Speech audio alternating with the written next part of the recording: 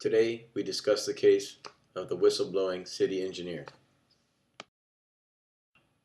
The three main parties involved in the case were Administrator C, which we'll call James for all intents and purposes, Engineer A, Mario, and Technician B, Chris. So you want to know what happened here. Engineer A is the competent person in charge of a canning facility.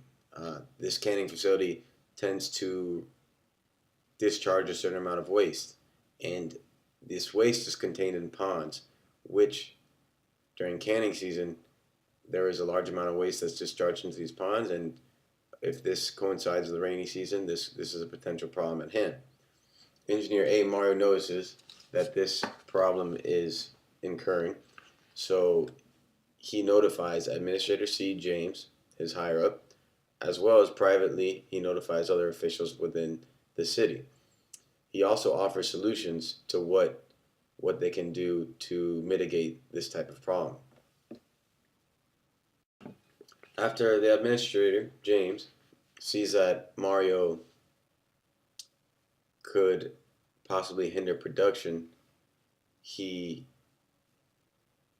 goes ahead and removes him from sanitation duties of the canning facility. He places him on probation, and he orders him not to speak about the existing condition, or he could be terminated. Engineer A, Mario, he is placed with this ethical dilemma because he obviously has his duty, his obligation to his employer, but as an engineer, public welfare is first and foremost priority. During this time, he continues to advise the newly appointed technician, Chris, on the existing conditions and possible solutions, as well as he notifies other city officials of the problem at hand.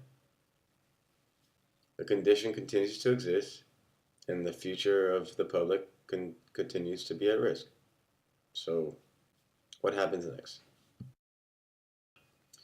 Now here's a look at the newly appointed chain of command. You have Administrator C, the higher up. You have Technician B, now taking Mario's spot. And now you have Mario down at the bottom. So now you all want to know what happened. To make a long story short, heavy rainfall came. Picture the movie Jumanji. And it coincided with canning season. And the heavy storms mixed with the canning season. In turn, wastewater had to be released into the river, and state officials had to be notified of this condition. So back to the aforementioned engineering ethical chain of command. What's number one?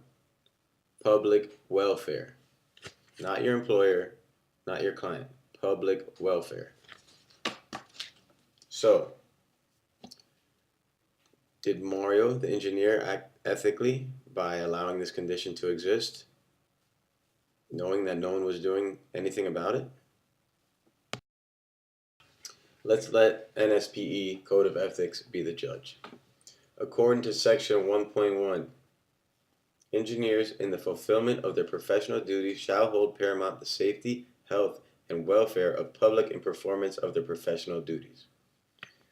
Section 2.1.a, engineers shall at all times recognize that their primary obligation is to protect the safety, health, property, and welfare of the public. Do I need to go on? I think we all get the point here. Engineer A, Mario, did not act in an ethical manner. He at first acted ethically in notifying his higher-ups, but once he saw that this condition was going to continue to exist, he understands that his job is important, but not as important as public welfare. An engineer is always willing to lose his job in the name of public safety. Once again, if Mario had notified state officials earlier, once he saw that his higher-ups were not acting in a competent manner toward the chain of ethics, then this outcome could have most definitely been prevented. Thank you for tuning in to the 5 o'clock hour of engineering ethics and public safety. Thank you.